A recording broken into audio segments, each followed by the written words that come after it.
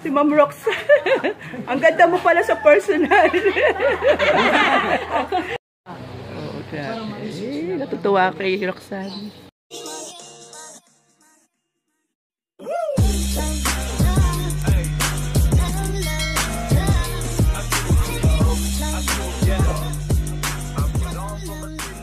Good morning guys. Biyahe po kami ngayon papuntang Batangas Pier.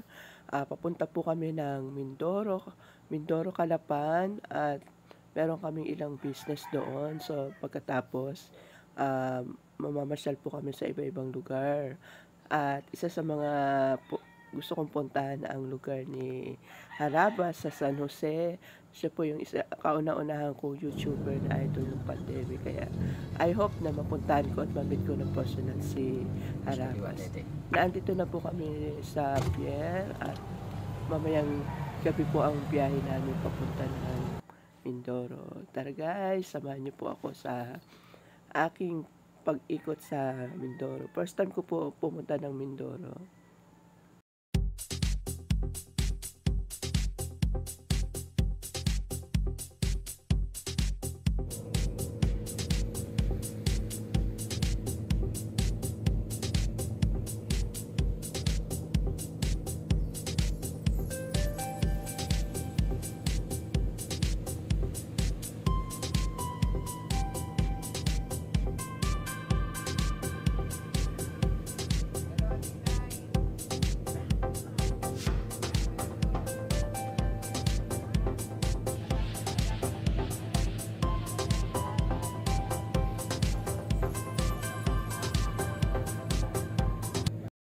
Guys, nandito na kami ngayon sa Calapan. So, excited na ako na makita ang aking idol na si Harabas. So, taga San Jose daw siya. So, hopefully na hindi masayang yung pagpunta ko dito sa Mindoro. First time ko po dito sa Mindoro at kaya excited po akong makita ang iba't ibang lugar dito. Guys, samahan niyo po ako sa ating paglalakbay dito sa Mindoro.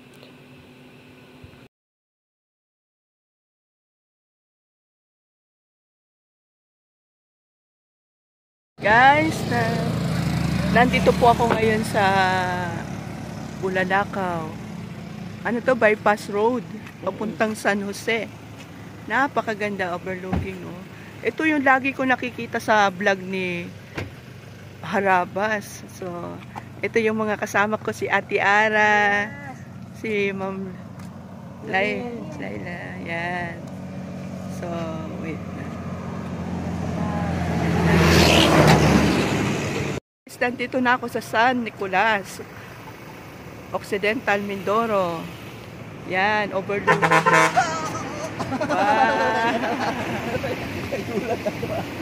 Stop over muna kami dito.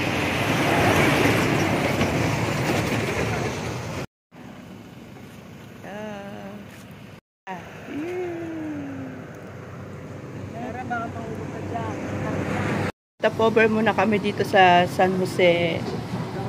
Ano ba ito? Restaurant. So, ito yung aming pagkain. Sizzling chicken, chop suey with beef, and chicken soup. Tara guys, kain na tayo. Gutom na. Anong lugar to? Ano yun? Kalintaan? Ano yun? Kalintaan? Ha? Kalintaan? Kalintaan. Kalintaan. Mindoro. Mindoro. Occidental. Vlogger po kasama namin, vlogger. Yeah. Oo. Mindoro Occidental Kalintaan. Wow, ang ganda ng piso. Wow. Palubog na po ang araw.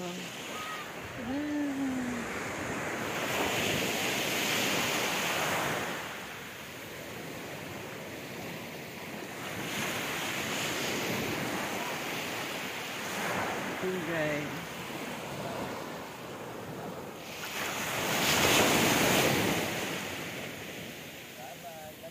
Guys, ang ganda. Ang tataba ng mga tuna. Tuna to, no? Hindi. Gulyasan po. Gulyasan to. Gulyasan. Dorado. Wala nang bawas sa 150, brother. Mabahagi. Kami nagtitinda ng isda o bagong huli. Bumili kami 150 ang kilo. Ito. 280. Ano na? 280 lang. 280 na. Nako, masarap tong iprito at sabawan ang ulo. Nako, alika na, mukbangin na natin to. Mukbangin mo, laki-laki oh. Oh. Ba, fresh na fresh. Nandito po ako sa Occidental Mindoro, Kalintaan. Ayan. Yehey! Nakanting ko si Harabas. Okay. Guys, nandito na kami sa San Jose. Malapit na kami sa lugar ni Harabas. Sana maabutan ko siya or makita ko siya ng personal para ma-meet ko ng personal ng aking idol na si Jeff na Harabas at si Miss Harabas na si Roxanne. Talaga guys, excited na talaga ako na makita sila dahil noong pa talaga sila pandemic na pinanonood ko yung mga vlog nila at wala akong pinalalagpas. At dream ko talaga na makapunta dito sa Mindoro. Exciting talaga.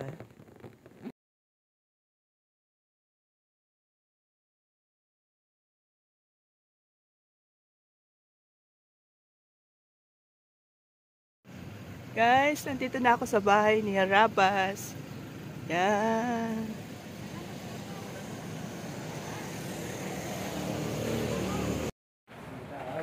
Ay! Si Ma'am Rox. Ang ganda mo pala sa personal. Oh, grabe. Natutuwa kay Roxanne.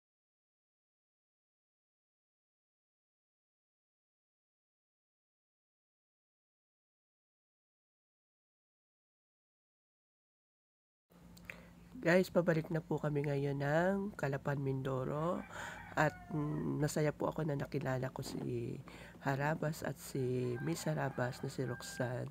Excited na po ako talaga na kumbaga dream come true ko po na makapunta dito sa Mindoro at ma-meet ko ng personal ang aking idol na YouTuber.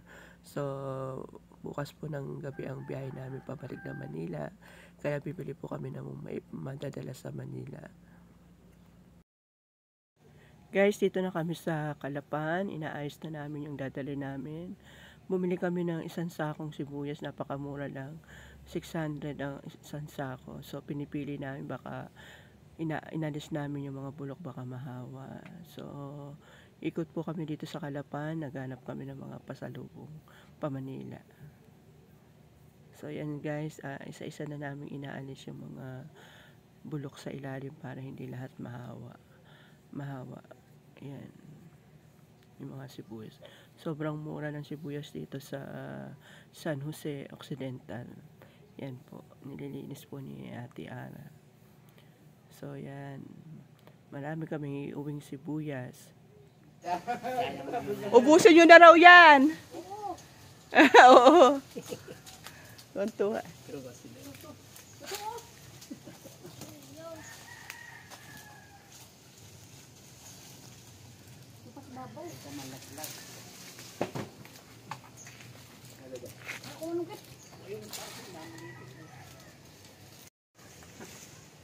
Unguha sila ng rambutan.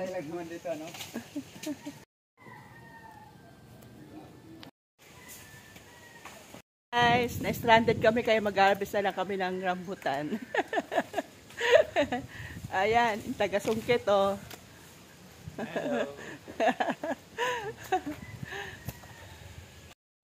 Katapos manungkit ng rambutan, ito naman yung kalamansi naman. Ayan. Makita mo nga, Tiara. Yan.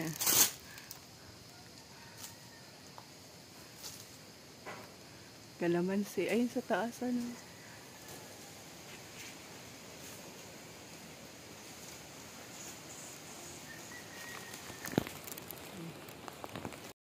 umakyat na, hindi na nakatiis.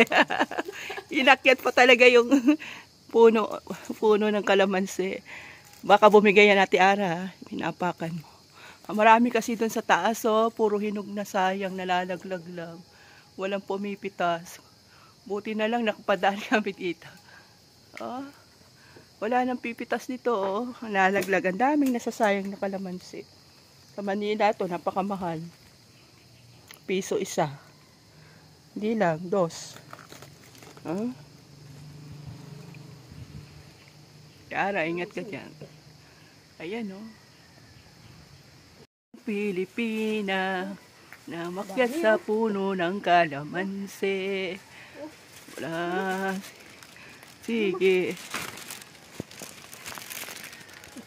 Ang dami nga naman kasing bunga. Mapapaakyat ka talaga sa daming bunga ng kalamansi. Hindi na pinibi.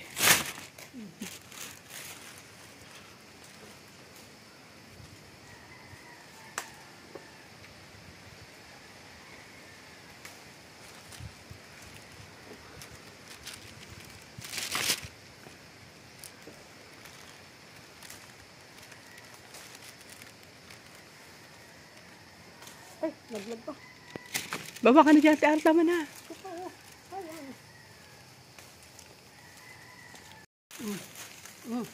Sige. Ate Ara.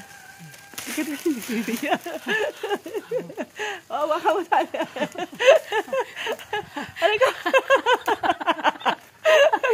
Ikaw tagahawak ka lang ha. Paano ako hawak-hawak ko itong cellphone? Ayun, nakakuha. Lalaki ng mga kalamansi, guys. Kaya si Ate Ara. Kahit malaglag na, sige. Grabe, lalaki, guys. Sasayang lang to. Wala magpipitas nito.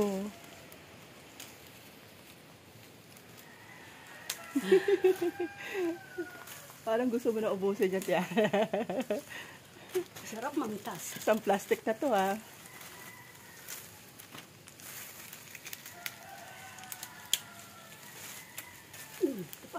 Ganito ang buhay ng networker.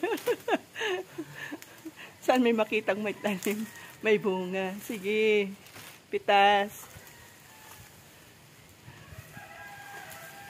Guys, nandito ako sa resorts ng Dulce, Papasin.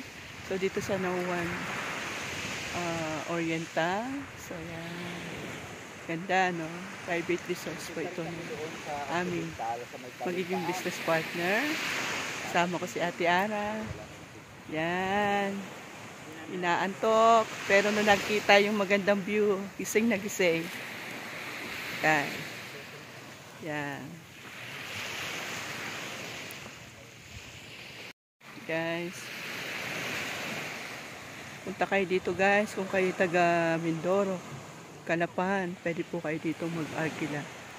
Mag-rent ng overnight stay dito sa Dulce, Papasin, Nauwan, Oriental, Mindoro. Yan. Ayan na, guys. Ito yung ating Dulce private resorts. Yan. Meron dalawang kwarto, 2-5, overnight stay, may video, may video, okay. Ito po yung room. Yan. May gaan, may aircon. May lababo, may gamit sa kitchen. May CR. Yan. Ito 2.5. Sinanay po yung may-ari ng Dulce Resorts. Yan. Yan. Ang ganda. Tapos, itinanggal ako nga lang. Tapos may extra Magbakasyon bed. pala kami dito magpamilya. Oo, yan.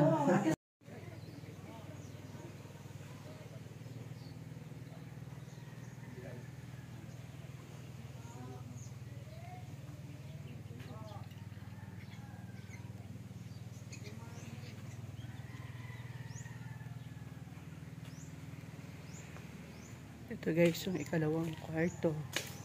Yan. Guys, pabalik na po kami sa Calapan, Mindoro. So, mamayang gabi po ang aming biyahe pabalik ng Manila. So, habang may oras, pasal-pasal muna kami sa mga ibang lugar dito sa Calapan. So, salamat po sa mga tinulayan namin, mga business partner namin na walang sawang nag-asikaso sa amin sa loob ng 2 linggo. Salamat din po sa aking idol na YouTuber na si Jeff na Harabas at si Ma'am Roxanne na talagang napakabait nila at pinatuloy kami sa kanilang bahay. Bagamat hindi kami gaano nakapag-usap dahil meron po silang vlog. So, ganun pa man ay dream come true po ito. Salamat po guys kung nagustuhan niyo po ang aking YouTube channel. Please like and subscribe sa aking channel, Alma and MP Adventure. Salamat po. Bye-bye!